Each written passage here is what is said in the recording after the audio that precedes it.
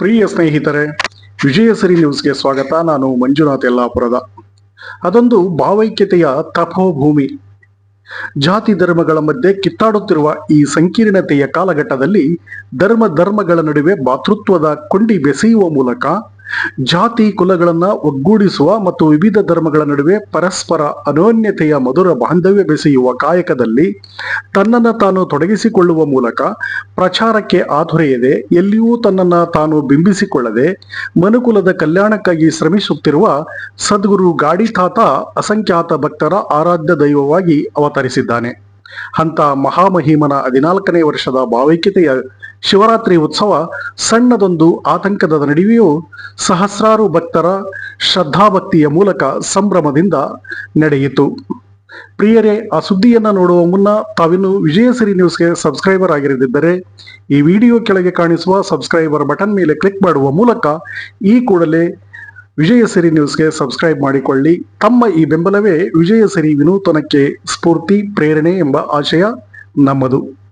ಜೊತೆಗೆ ಈ ವಿಡಿಯೋ ತಮಗೆ ಇಷ್ಟ ಆಗಿದ್ದರೆ ಈ ಕೂಡಲೇ ತಮ್ಮ ಸ್ನೇಹಿತರಿಗೂ ಶೇರ್ ಮಾಡಿ, ಕಮೆಂಟ್ ಮಾಡಿ, ಹಾಗೆಯೇ ಲೈಕ್ ಮಾಡಿ ಎಂದು ತಮ್ಮಲ್ಲಿ ವಿನಂತಿಸಿಕೊಳ್ಳುತ್ತೇನೆ.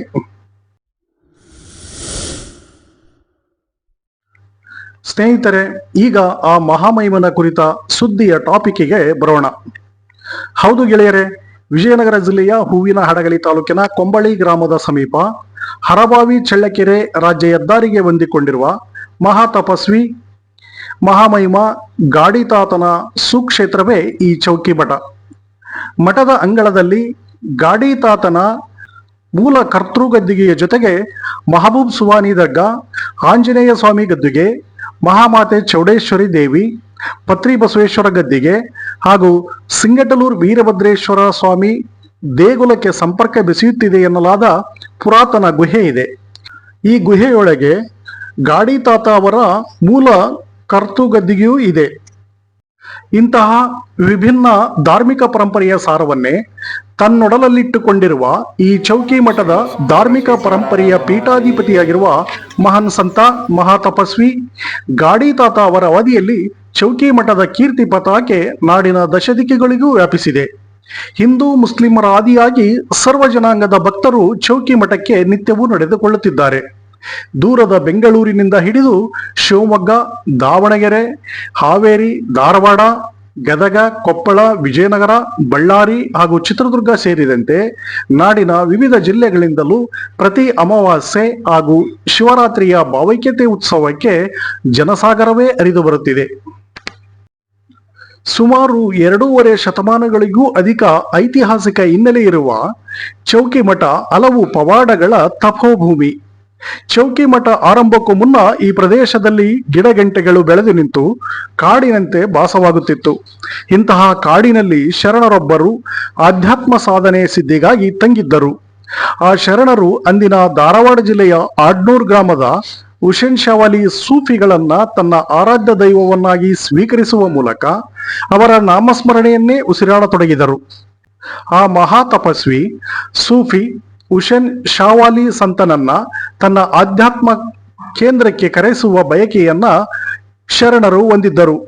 ಹಠಯೋಗಿಯೂ ಆಗಿದ್ದ ಶರಣರು ಹುಸೇನ್ ಶಾವಾಲಿ ಸಂತರನ್ನ ಕರೆಸುವ ಮೂಲಕ ಅವರ ಕೃಪಾಶೀರ್ವಾದದಿಂದ ಈ ಭಾಗದಲ್ಲಿ ಜನ ಜಾನುವಾರುಗಳು ಅನುಭವಿಸುತ್ತಿದ್ದ ಸಂಕಷ್ಟಗಳನ್ನ ನಿವಾರಿಸುವ ಬಯಕೆಯನ್ನ ಆ ಶರಣರು ಹೊಂದಿದ್ದರು.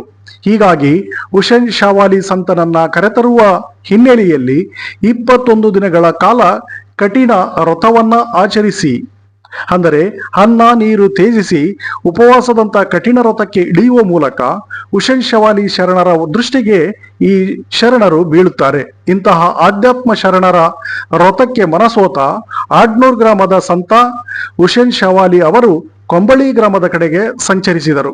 ಬಳಿಕ ಇಲ್ಲಿನ ಶರಣರ ಭಕ್ತಿಗೆ ಮಾರು ಹೋಗಿ ಮರು ಮಾತನಾಡದೆ ಈ ಪ್ರದೇಶವನ್ನ ತನ್ನ ಕರ್ಮಭೂಮಿಯನ್ನಾಗಿ ಸ್ವೀಕರಿಸುವ ಮೂಲಕ ಹುಸೇನ್ ಶಾವಾಲಿ ಸಂತರು ನೆಲೆಯೂರುತ್ತಾರೆ ಎಂಬುದು ಚೌಕಿ ಮಠದ ಭಕ್ತ, ಗದಗ ಜಿಲ್ಲೆಯ ಮುಂಡರಗಿ ತಾಲೂಕಿನ ಕೊರಲಳ್ಳಿ ಗ್ರಾಮದ ಪ್ರಾಣೇಶ್ಪುರದವರು.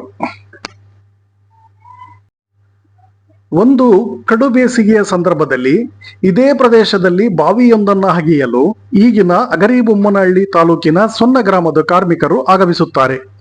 ಮಧ್ಯಾಹ್ನದ ಊಟಕ್ಕೆಂದು ಆ ಪ್ರದೇಶದಲ್ಲಿ ಬೇವಿನ ಮರದ ನೆರಳಿನಲ್ಲಿ ಕೂರುತ್ತಾರೆ. ಆ ಸಂದರ್ಭದಲ್ಲಿ ಅಲ್ಲಿಯೇ ಆಧ್ಯಾತ್ಮಿಕ ಜೀವಿಯಾಗಿದ್ದ ಶರಣರು ಅಲ್ಲಿ 4 ಕಲ್ಲುಗಳನ್ನ ಗುಡಿಯ ರೂಪದಲ್ಲಿ ಇಟ್ಟಿರುತ್ತಾರೆ. ಅದೇಕೋ ಏನೋ ಆ ಮಹಿಳೆಗೆ ಶರಣರು ಇಟ್ಟಿದ್ದರು ಎನ್ನಲಾದ ಆ ಕಲ್ಲುಗಳಿಗೆ ಆ ಕಾರ್ಮಿಕರ ಪೈಕಿ ಮಕ್ಕಳ ಸಂತಾನ ಇರದ ಓರ್ವ ಮಹಿಳೆಗೆ ಭಕ್ತಿಯ ಭಾವನೆಗಳಿಗೆ ಒಳಗಾಗಿ ಶ್ರದ್ಧೆಯಿಂದ ಕೈ ಮುಗಿದು ಬೇಡಿಕೊಂಡರಂತೆ. ಕಾಲಾಂತರದಲ್ಲಿ ಆ ದಂಪತಿಗೆ ಸಂತಾನ ಭಾಗ್ಯ ದೊರೆಯುವ ಮೂಲಕ ತಮ್ಮ ಕೌಟುಂಬಿಕ ಬದುಕಿನಲ್ಲಿ ಸಂತಸದ ಹೊನಲು ಅರಿಯಲಾರಂಭಿಸಿದಂತೆ. ಹೀಗಾಗಿ ಆ 4 ಕಲ್ಲುಗಳು ಕೇವಲ ಕಲ್ಲುಗಳಲ್ಲ, ಅಗಾಧವಾದ ಮಹಾಶಕ್ತಿಯನ್ನ ತನ್ನಲ್ಲಿ ಅಡಗಿಸಿಕೊಂಡಿರುವ ಸಾಕ್ಷಾತ್ ದೈವ ಸ್ವರೂಪಿ ಎಂದು ಭಾವಿಸಿ ಅಲ್ಲಿಯೇ ಮಠವೊಂದನ್ನ ಕಟ್ಟಲು ಆರಂಭಿಸಿದರಂತೆ. ಪಕ್ಕದಲ್ಲಿಯೇ ಮಠಕ್ಕೆ ಬರುವ ಭಕ್ತರಿಗೆ ನೀರಿನ ಬಾಯಾರಿಕೆ ತಣಿಸಲು ಬಾವಿಯನ್ನೂ ಸಹ ಅಗೆದರು ಎಂದು ಮಠದ ಇತಿಹಾಸವನ್ನ ಮೆಲುಕು ಹಾಕುತ್ತಾರೆ ಪ್ರಾಣೇಶ್ ಅವರು. ನಮ್ಮ ಧಾರ್ಮಿಕ ಪರಂಪರೆಯಲ್ಲಿ ಶರಣರು, ಸಂತರು, ಸೂಫಿಗಳಿಗೆ ವಿಶೇಷ ಸ್ಥಾನಮಾನವಿದೆ. ಲೌಕಿಕ ಬದುಕನ್ನ ಮರೆತು ಅಲೌಕಿಕತೆಗೆ ಒಳಗಾಗಿ ಸಾಮಾಜಿಕ ವ್ಯವಸ್ಥೆಯನ್ನ ಸರಿದಾರಿಗೆ ತರುವಲ್ಲಿ ಇಡೀ ತಮ್ಮ ಜೀವನವನ್ನೇ ಮುಡುಪಾಗಿಟ್ಟಿರುವ ಹಲವು ಜೀವಂತ ಹಾಗೂ ದಂತಕಥೆಗಳು ನಮ್ಮ ಕಣ್ಮುಂದೆ ಇವೆ. ಅಂತಹ ಸರ್ವಸಂಗ ಪರಿತ್ಯಾಗಿಯೂ ಆದ ಹುಸೇನ್ ಶವಾಲಿ ಶರಣರು ತಮ್ಮ ಲೌಕಿಕ ಬದುಕನ್ನು ತೊರೆದು ಸಮಾಜಮುಖಿ ಅಲೌಕಿಕ ಬದುಕನ್ನು ಸ್ವೀಕರಿಸುತ್ತಾರೆ. ತಮ್ಮ ತಪೋಶಕ್ತಿ, ಆಧ್ಯಾತ್ಮಿಕ ಮಹಾಶಕ್ತಿಯಿಂದಾಗಿ ಚಲಿಸುವ ರೈಲುಗಾಡಿಯನ್ನೇ ತಡೆಯುತ್ತಾರೆ. ಹೀಗಾಗಿಯೇ ಇವರು ಗಾಡಿ ತಾತ ಎಂದೇ ಜನಮಾನಸದಲ್ಲಿ ನೆಲೆಯೂರುತ್ತಾರೆ. ಇಂತಹ ಗಾಡಿ ತಾತ ಪರಂಪರೆಯಲ್ಲಿ ಒಬ್ಬರಾದ ಈಗಿನ ಸ್ವಾಮೀಜಿಯವರು ಮೂಲ ಕರ್ತೃ ಗಾಡಿ ತಾತನ ಆದರ್ಶಗಳನ್ನ, ತಪೋಶಕ್ತಿಗಳನ್ನ, ಆಧ್ಯಾತ್ಮಿಕ ಚಿಂತನೆಗಳ ಸಾರವನ್ನ ಮೈಗೂಡಿಸಿಕೊಳ್ಳುವ ಮೂಲಕ ಚೌಕಿ ಮಠವನ್ನ ಅಲಂಕರಿಸಿದ್ದಾರೆ. ಈಗಿನ ಸದ್ಗುರು ಗಾಡಿತಾತ ಸ್ವಾಮೀಜಿ ಅವರ ಅವಧಿಯಲ್ಲಿ ಈ ಕೊಂಬಳಿಯ ಚೌಕಿ ಮಠ ಎಂಬುದು ನಾಡಿನೆಲ್ಲೆಡೆ ಪಸರಿಸುವ ಮೂಲಕ ಅಸಂಖ್ಯಾತ ಭಕ್ತರ ಬೇಕು ಬೇಡಿಕೆಗಳನ್ನ, ಇಷ್ಟಾರ್ಥಗಳನ್ನ ಈಡೇರಿಸುವ ಸಾಕ್ಷಾತ್ ದೈವ ಸ್ವರೂಪಿಯಾಗಿ ಭಕ್ತ ಸಮೂಹವನ್ನ ತನ್ನೆಡೆಗೆ ಸೂಜಿಗಲ್ಲಿನಂತೆ ಆಕರ್ಷಿಸುತ್ತಿದ್ದಾರೆ. ಹೊನ್ನನಾಯಕನಹಳ್ಳಿ, ಮೊದಲಗಟ್ಟೆ ಶಾಲೆಗಳಲ್ಲಿ ಅಕ್ಷರಾಭ್ಯಾಸ ಮಾಡಿರುವ ಗಾಡಿತಾತ ಅವರು ಕೊಪ್ಪಳ ಜಿಲ್ಲೆಯ ಅಳವಂಡಿ ಗ್ರಾಮದಲ್ಲಿ ಪ್ರೌಢ ಶಿಕ್ಷಣ ಪಡೆದು ಬಳಿಕ ಕುಕನೂರು ಗುರುಕುಲದಲ್ಲಿ ತಾಂತ್ರಿಕ ಶಿಕ್ಷಣವನ್ನು ಅಭ್ಯಾಸ ಮಾಡುತ್ತಾರೆ. ಅವರು ಬಯಸಿದ್ದರೆ ಅವರ ವಿದ್ಯೆಗೆ ತಕ್ಕದಾದ ಒಳ್ಳೆಯ ಹುದ್ದೆಯೂ ಅವರಿಗೆ ದೊರೆಯಬಹುದಿತ್ತು. ಆದರೆ ಇದ್ದಕ್ಕಿದ್ದಂತೆ ನಡೆದ ಅಗೋಚರ ಶಕ್ತಿಯಿಂದಾಗಿ ಎಲ್ಲವನ್ನೂ ತೊರೆದು ಚೌಕಿ ಮಠದ ಪೀಠಾಧಿಪತಿ ಸ್ಥಾನವನ್ನ ಅಲಂಕರಿಸುವ ಮೂಲಕ ಶ್ರೀಮಠದ ಧರ್ಮ ಪರಂಪರೆಯನ್ನ ನಾಡಿನೆಲ್ಲೆಡೆ ಬೆಳಗಲು ಕಾರಣೀಭೂತರಾಗಿದ್ದಾರೆ. ಮೂಢನಂಬಿಕೆ, ಕಂದಾಚಾರಗಳನ್ನ ಶರಂಪರವಾಗಿ ವಿರೋಧಿಸುವ ಗಾಡಿತಾತ ಅಜ್ಜನವರು ಭಕ್ತರನ್ನ ಅಂತಹ ಮೂಢನಂಬಿಕೆಗಳಿಂದ ದೂರ ಇರುವಂತೆ ಸಲಹೆ ನೀಡುತ್ತಾರೆ. ಸನ್ಮಾರ್ಗದಲ್ಲಿ ಬದುಕು ಕಟ್ಟಿಕೊಡುವ ಮಾರ್ಗದರ್ಶನ ನೀಡುತ್ತಾರೆ. ದ್ವೇಷ, ಅಸೂಯೆಗಳನ್ನು ತೊರೆದು ಪರಸ್ಪರ ಪ್ರೀತಿ, ವಿಶ್ವಾಸದ ಬದುಕು ಕಟ್ಟಿಕೊಳ್ಳಲು ನಿರ್ದೇಶನ ನೀಡುತ್ತಾರೆ.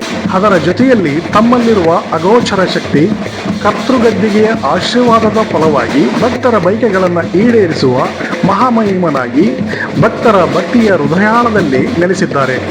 ಇಂತಹ ಆಧ್ಯಾತ್ಮಿಕ ಭಾವೈಕ್ಯತೆಯ ಸಂದೇಶ ಸಾರುವ ಹಾಗೂ ಲಕ್ಷಾಂತರ ಭಕ್ತರ ಭಾವನೆಗಳ ಮೇಲೆ ಈ ಬಾರಿಯ ಶಿವರಾತ್ರಿಯ ಭಾವೈಕ್ಯತೆಯ ಉತ್ಸವದಲ್ಲಿ ಒಂದಿಷ್ಟು ಆತಂಕದ ಛಾಯೆ ಆವರಿಸಿತ್ತು. ಆದರೂ ಸಹ ಅಜ್ಜನ ಅಗೋಚರ ದಿವ್ಯಶಕ್ತಿಯ ಪರಿಣಾಮ ಒಂದಿಷ್ಟು ಸಾಂಸ್ಕೃತಿಕ ಕಾರ್ಯಕ್ರಮಗಳನ್ನು ಹೊರತುಪಡಿಸಿದರೆ ಉಳಿದೆಲ್ಲ ಧಾರ್ಮಿಕ ಪರಂಪರೆಯ ಸಕಲ ಕಾರ್ಯಗಳು ತಂತಾನೇ ನಡೆಯುವ ಮೂಲಕ ಭಕ್ತರಲ್ಲಿ ಹರ್ಷ ಮೂಡಿಸಿದವು. ಶಿವರಾತ್ರಿ ಜಾಗರಣೆಯ ಮಾರನೆಯ ದಿನ ಸದ್ಗುರು ಗಾಡಿತಾತ ಅಜ್ಜನವರು 21 ದಿನಗಳ ಆಹಾರ ತ್ಯಜಿಸಿ ಆಚರಿಸಿದ ವ್ರತವನ್ನ ಗಂಗೆಯಲ್ಲಿ ಮಿಂದೇಳುವ ಮೂಲಕ ಮಠದ ಆವರಣದಲ್ಲಿನ ಕರ್ತೃಗದ್ದಿಗೆ, ದರ್ಗಾ, ಆಂಜನೇಯ ಸ್ವಾಮಿ ಗದ್ದಿಗೆಯವರೆಗೂ ಸುರಿಯುತ್ತಿರುವ ಬಿಸಿಲಿನಲ್ಲಿಯೇ ದೀರ್ಘದಂಡ ನಮಸ್ಕಾರವನ್ನ ಸಲ್ಲಿಸಿ ವ್ರತಾಚರಣೆಗೆ ಮಂಗಳ ಹಾಡಿದರು.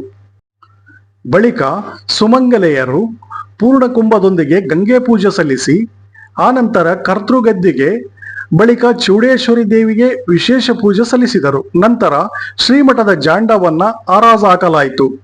ಈ ಬಾರಿಯೂ ಸಹ ಇಂದಿನ ವರ್ಷ 1,31,000 ರೂಪಾಯಿಗಳಿಗೆ ಹರಾಜಿನಲ್ಲಿ ಪಡೆದುಕೊಂಡಿದ್ದ ಹರಪನಹಳ್ಳಿಯ ಶ್ರೀಮತಿ ಶೈಲಜಾ ಅವರು ಈ ಬಾರಿಯೂ ತಮ್ಮ ಪುತ್ರ ಆನಂದ ಅವರ ಹೆಸರಿನಲ್ಲಿ ಮಠದ ಜಾಂಡವನ್ನ 31,101 ರೂಪಾಯಿಗಳಿಗೆ ಪಡೆಯುವ ಮೂಲಕ ಶ್ರೀ ಗಾಡಿತಾತನ ಕೃಪೆಗೆ ಪಾತ್ರರಾದರು.